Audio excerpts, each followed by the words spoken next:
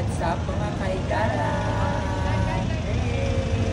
Sad-sad na dito sa The Molo Mansion, na kilala rin bilang Yusay Consing Mansion, ay isa sa mga pinakatanyag na makasaysayang tahanan ng Pilipinas. What's up mga kaigala? By the way, I'm Bridge Parpado, your Kahigala Vlogs. Sa hindi nakakaalam, gumagawa ako ng travel, food trips, work life, and even in-between contents. Kaya, if bago ka lang dito, please, paki-follow naman, like, and share para more related contents pa ang ibabahagi natin. Kabilang sa mga pinaka-kapansin-pansing katangian ng Molo Mansion ay ang mataas na kisame, neoclassical balustrades at mga pandekorasyon na nakaukit. Nakatayo ito sa tapat ng Town Plaza at St. Anne Parish Church sa distrito ng Molo. Ang mansyon ay itinayo noong 1920s at unang inokupahan ni Doña Petra Locson na ikinasal kay Stanislao Yusay. Pero sa kasamaang palad, ang bahay ay napabayaan. Ilang taon na ang lumipas, ngunit na-restore ito ng isang pribadong kumpanya matapos itong mabili sa pamilyang Consing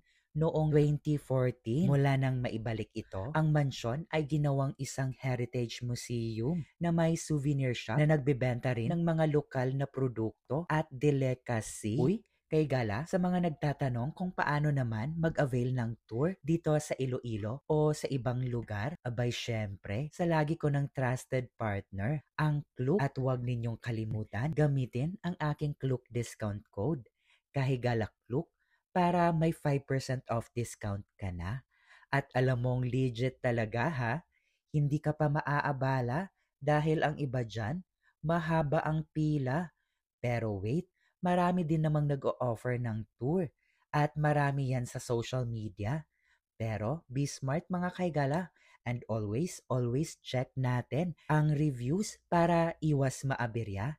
Alam nyo na, ayaw natin ng ganyan, lalong-lalo na sa galaan. Kaya kay Klook lang talaga ako nagtitiwala. Uy, hanggang sa susunod, ingats and God bless. Bye!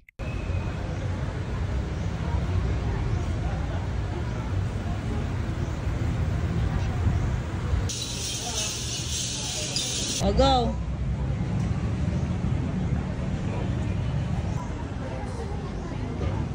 O, game. Ay, ganun. Ready ha, ready. Ready. Mar, dito ka Mar. May transition na tayo. Ay, transition. Diba? 1, 2, 3, go. 1, back, and